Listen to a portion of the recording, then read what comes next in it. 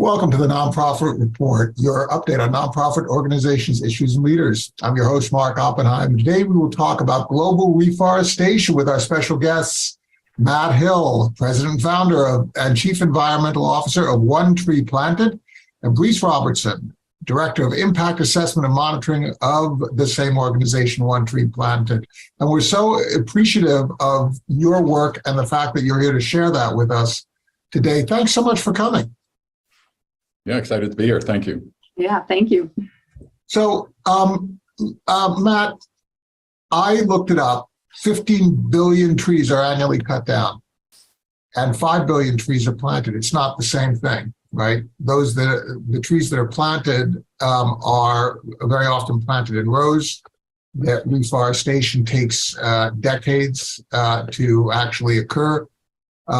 And so we're losing a huge amount of habitat. We're using a huge amount of wood to fires and to other environmental disasters like drought and so on through the global climate change that is taking place.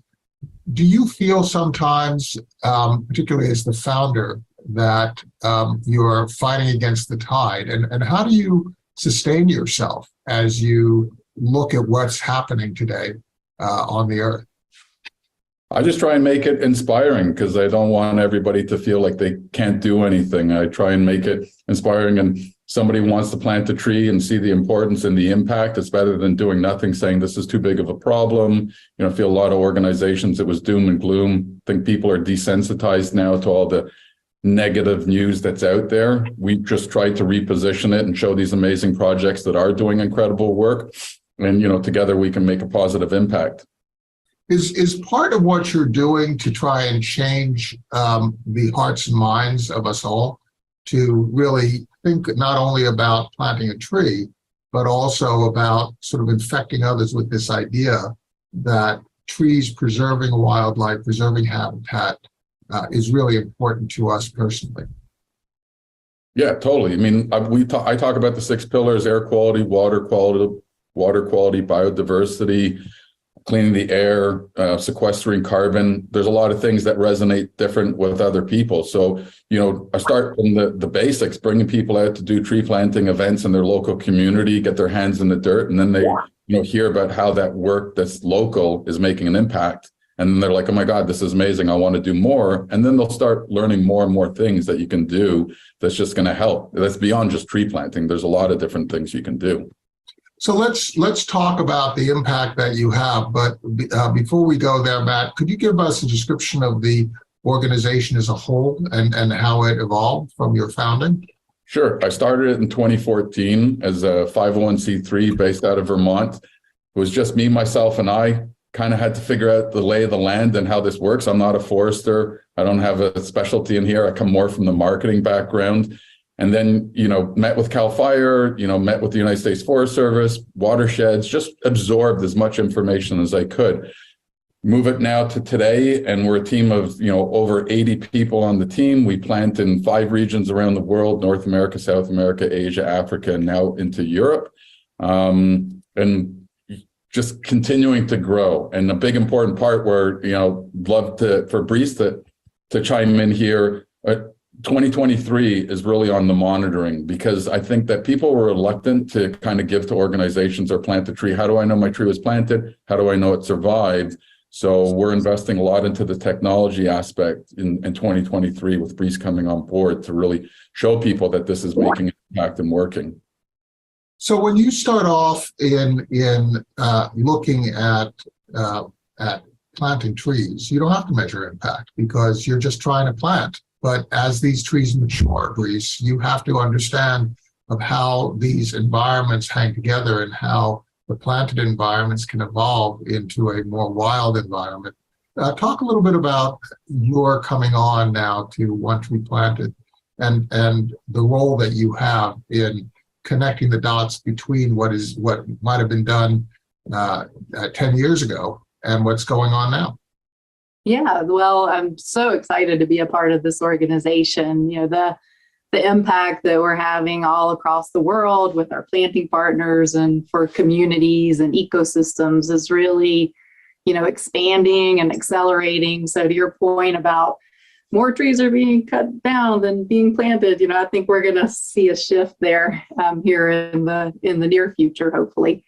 But yeah, I mean, we're planting all these trees. How do we know this reforestation and restoration is working around the country? And so that's really what I am doing with the organization and with our partners, is understanding, what information do we already have?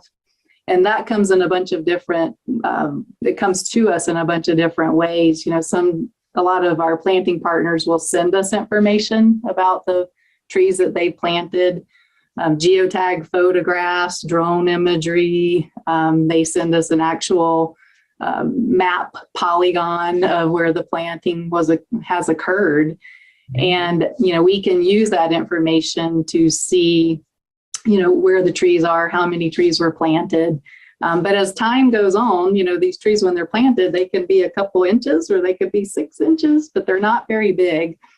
But as time goes on and they grow, we can use technology to actually track the progress of the growth of the trees. And then also the multi-benefits, the co-benefits that these forests bring to communities, whether that's agroforestry or new food sources for the community, whether it's protecting or creating habitat that had been degraded for wildlife and species. Matt's point about climate change, we're planting mangroves that are helping coastal communities be resilient against some of these bigger hurricanes and other typhoons and things that we're seeing all around the country and the world. So we're using, a mix of, I'd call it self-reported data with our partners and technology to monitor and tell the stories of the impacts of these reforestation projects all over the world. Talk about the range of different types of projects that you have in these different countries, Matt. Give us a sense of the kinds of resources you bring together and the kinds of plots that you're planting. So let's take the United States. So, we're planting at the federal level. We're one of the official partners with the United States Forest Service. So we can plant, like Yosemite National Forest, Chippewa National Forest. Then we work at the state level. So we work a lot with, with the different resource conservation districts, CAL FIRE, Florida State Forestry, and then we work down at the watershed level and like land trusts. So from 2,000 tree type projects all the way up to the million types of tree projects, a lot of different stakeholders, trying to get everybody to kind of be on the same page, making sure that these are successful projects, right? Quality projects, not just trying to throw in a big number and just say, okay, we planted X amount of trees. It's really about doing it the right way. And then when you go into other projects in South America, we're planting in Brazil or Peru, or over in Africa and Kenya, Australia with the bushfires. Again, the different types of organizations that really need that funding, that cover the cost of the tree. One of the biggest questions that comes up is, how do you plant a tree for $1? And it's difficult. It's hard to do it at $1. And most of the time it's co-blended financing. So when we receive $1 from a donor, we really want to make sure that that dollar is being used efficiently and being used the right way, and not getting caught up in limbo or administrative costs. So, there's 4 key costs that I look at: the site prep, what's it costing to prep that, what's it cost to grow the tree, what's it cost to put the tree in the ground, and what are your monitoring and maintenance costs. And often one tree planted, amount that we send to that partner on the ground is going for them to purchase those trees from a local nursery and to pay the tree planters to go out. That organization on the ground has their funding in, and most of the time when we provide that funding, they'll get a match grant from the government, municipality. And I feel that that's more successful because you have different people that have a vested interest to make sure that these projects, happen, work. Yeah. So all ranges and types of projects. So you're taking a life cycle cost approach, or a quasi life cycle approach, in which you're looking at the current cost to actually put that tree in the ground, but also the future costs as that tree grows. Is that correct? Well, it's important, and Breece's, aspect to it is you don't want to just give them the money and just that year. We're looking at multi-year commitments with these partners on the ground. They have to hire the staff and the people, and sometimes they need to increase their nursery capacities. You mentioned something about seed collection. That's a point I think a lot of people are overlooking. So providing, resources beyond just cost from the one tree planted size. We're equipping our partners on the ground with drones so that they can fly it and get back the data here. Better methodologies that, the British Columbia Minister of Forestry might be using, saying, have you thought of this or that? But, how do we make this more sustainable? How can we scale the programs? And again, Breece having the ability to work closely with all the partners around the world and just hearing from them, what they need so that this is all working for everybody. Breece, are you finding that these technologies like Zoom and so on, and the fact that you can move data back and forth, is that the thing that is enabling your function now within the organization? Because you obviously can't get onto planes, trains, and automobiles to actually do site visits, right? Yeah, well, actually, we do a lot of site visits. We have great relationships with our planting partners, and that's really important, to build those relationships. And, we really want to build the capacity of our planting partners. So as Matt mentioned, if a partner doesn't have a cell phone, for example, that can take a geotag photo, or they don't have a drone, which most of them don't, we actually do send people out to meet with them. Matt's going to India tomorrow to do a site visit, and Ross, my colleague, will be there with his drone, and we're going to have drones to share with our planting partners there and teach them how to use them. And to your point, use the cloud and technology to get that data back into our hands so that then we can use things like artificial intelligence and object detection on some of those images to see the trees, see how they're growing, and calculate the impacts of those projects. Could you describe a little bit about the life cycle of the forest and what trees you start off planting? Because if you've had a forested area and you're trying to recover that forest, you can't just plant the same species that would be a mature, that would exist in a mature forest. You actually have to think about what will bind together the soil first, and then you go through those next stages to try and bring that area back. How do you select what trees are being planted in the different regions in the United States and the different regions across the world? How do you know what to plant? And how do you determine your approach to creating ultimately a recovered forest? Do you want to take this one, Breece, or me? Yeah, I could start. So again, it comes back to our relationships with our planting partners. They're the ones that are there. They're on the ground. They know the indigenous species that have been in that area for a long time. They have a lot of insights into invasives that could come in and really crowd out, what needs to be planted there. And so we really rely on them, and they provide a proposal, before every project. And we go through a pretty rigorous process of vetting those proposals, looking at the types of trees that they're going to plant. And then we have some back and forth with them. But they're really the experts, We do have forestry specialists on staff that take a look at these reports, and then we can determine what species need to be planted. But it's often a pretty big mix of species, to your point, that we plant in these locations. And Breece, does it happen where people are coming to you with a proposal first? Are they basically coming to you as if they're soliciting your participation and your coordination, your scientific knowledge as they have identified some place in their local community where they'd like to have trees planted? Yeah, they come to us. And again, we have this proposal process. We can really bring the funds and the support and the capacity building to our partners so that we can make these projects happen.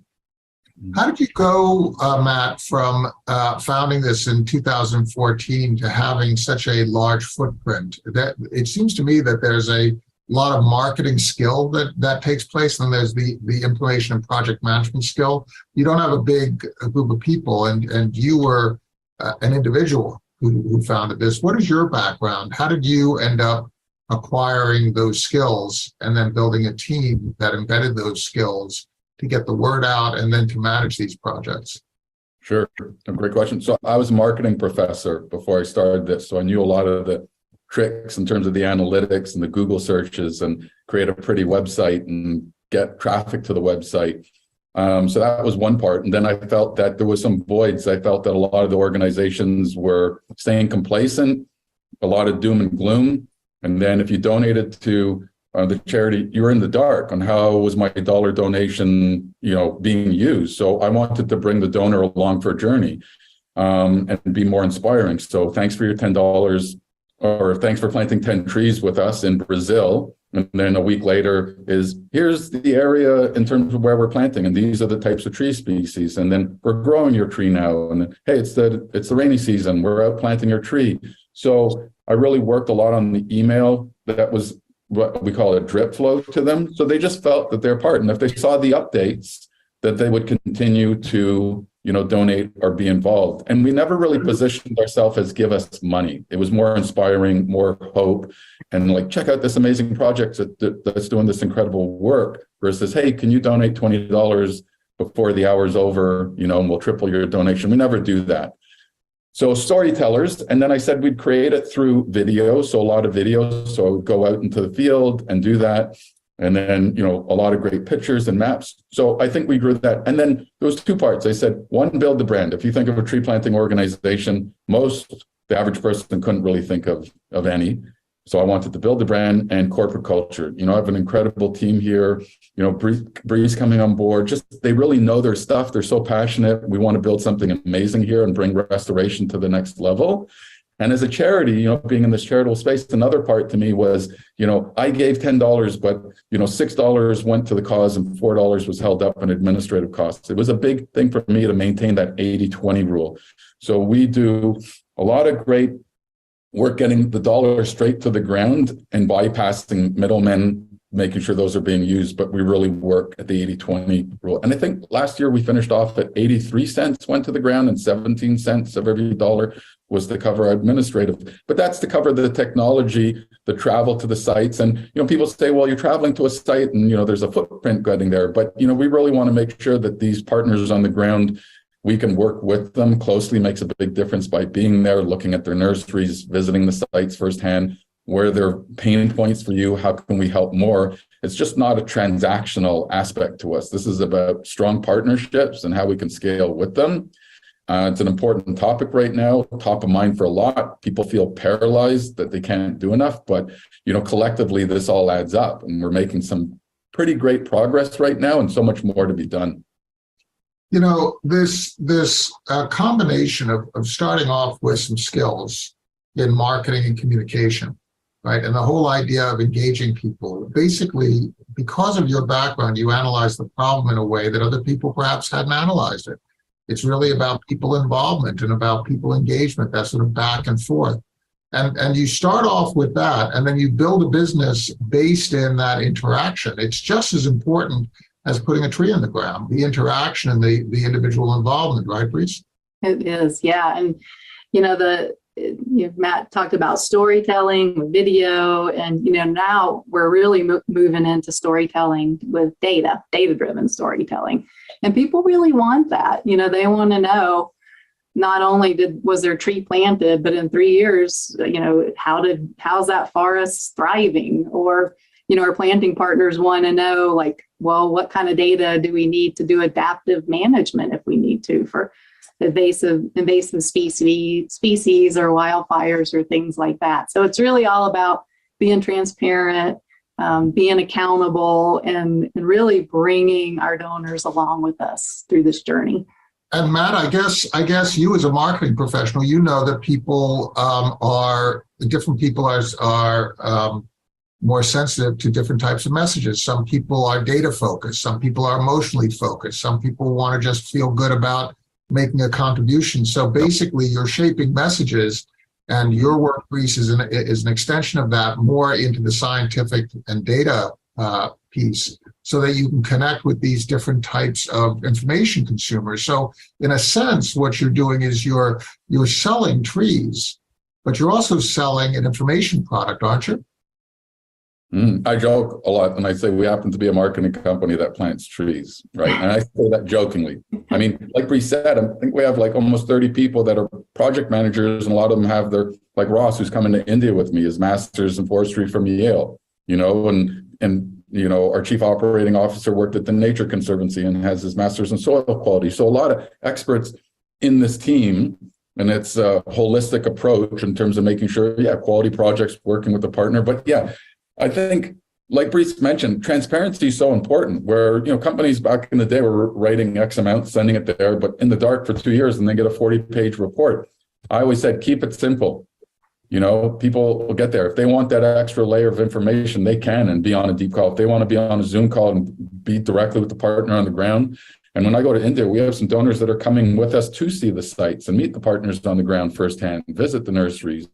And then even expanding into nurseries now where we're building them in India, where the trees that we're growing are being more acclimatized. So we're going to have better tree survivability. And you asked that question. We rely on those partners. They're the experts on the ground and know what's going on locally and are making the best decision. We just want to listen to them and vet it, ask them questions, but making sure that we're just not handing away money and hoping for the best. We really, I think, have a tight program, tracking every dollar to every tree in the back end from the technology aspect. So when a donor wants to know, like, what stage is my dollar at, we can pull it up in seconds. Mm-hmm. And I'll just add a quick thing, Mark.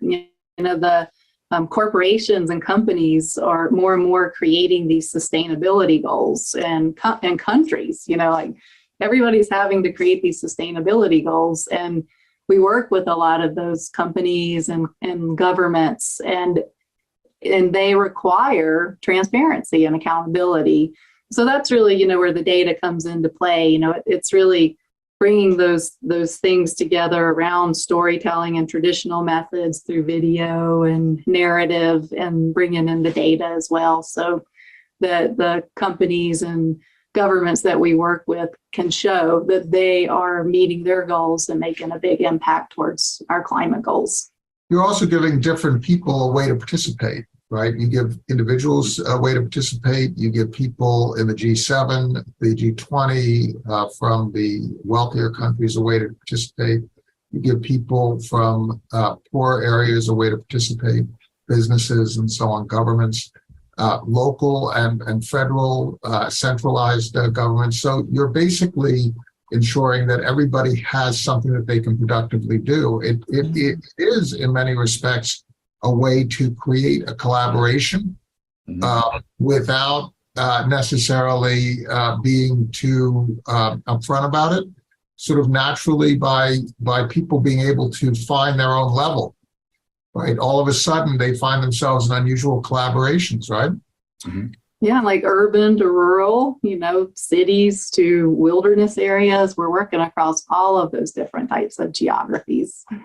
So very important to bring us together, right? Because we have these sort of fake differences that we can attack through these kinds of important and beneficial projects. I have a question for you about your business skills and using your business skills for a social good activity. Sometimes I hear people talk about the fact that if you're doing something like planting trees, you're basically being funded by government through taxes and through economic activity, meaning business activity, profit-making activity, and you're a nonprofit. So there is this sense that you have people who create wealth, and then that wealth is spent. Do you feel that you are spending the wealth that others create, or are you creating wealth yourself through your activities? I would go wealth through ourselves, through our activities. I mean, it's so important what we're doing. How do you create wealth through your activities, Matt? Well, I mean, for myself, it's just personally like gratifying in terms of what I'm doing. I wake up every day. I love what I do. So, somebody who has that wealth and wants to do something good for the environment, and help with local biodiversity, create the jobs, right? I think that they're wanting to see that. I think people were reluctant in the past because the technology wasn't there, and they gave that, and they were in the dark to know, is this really making a difference? And now when you can see this is making a difference. So anyways, for myself personally, I love what I'm doing. And I think I have these calls with these people who have been very successful and are doing this not because it's a tax receipt, it's because it's the right thing to do. And they feel, positive from doing this and will continue to do more. And you're seeing this from a lot of wealthy people that are out there in the news that, we need to do more for the environment. And they're doing it because it gives them a sense of support and help. And I would just add, like, the ecosystem services that our reforestation projects bring to the world, local communities, but also that, we're bringing to the world are huge, and we can talk about wealth in relationship to the dollar, but when we really start thinking about the ecosystem services that these forest projects provide, it's huge. It's helping reduce health impacts in communities and insurance costs. There's just the benefits go on and on. Mm-hmm. And I personally am really excited that a lot of these trees that we're planting today are going to be alive well beyond when I am not here on this earth. And it just makes me feel so good to know that those trees are going to be here providing oxygen and all of those benefits for the planet when I'm not here anymore. I think we can all do a little bit of a better job, Matt. I'm making reference to your background in marketing, of communicating the economic benefits of reforestation, of planting trees, because there are so many economic benefits. Breece, you mentioned the whole idea of filtering water, for example, and retaining water in forested areas. And goodness knows we have droughts. We need to replenish our groundwater, and forested areas are part of the start of that. So you do a lot of marketing for One Tree Planted, Matt, and Breece. You engage a lot of different types of people. Talk a little bit about the scope of those efforts. Who gets involved? So, we work with a lot of amazing brands. So, for Volvo, and they have their Recharge electric car. If you come in and do a test drive, it'll plant 5 trees. We work with Dunkin' Donuts, where if you come into Dunkin' Donuts and their 9,000 stores, it'll help plant a tree where they source their coffee from. And one area that we're really pushing is the sports industry, because I feel the sports industry has such massive amounts of fans. For example, we work with the New England Patriots, and they wanted to plant in the 6 states that they represent. And each of the different states, one was a watershed, and one was an agroforestry project, and one was just like, helping create jobs. With Major League Soccer, for every goal scored, we'll plant 100 trees where those teams play. So doing a lot in the sports industry, trying to bring awareness and then collectively get the fans involved. Major League Baseball, during the home run derby, for every home run, it was planting 100 trees. So again, it's continuing to grow, and I think has massive amounts. So first you get the players, then you get the teams, and then if you get enough of the teams, you get the leagues. And imagine if the NFL said, plant a tree in the NFL forest. How many people would love to just go and see what's happening and learn more about the impact? And they have the power, the voice, the reach.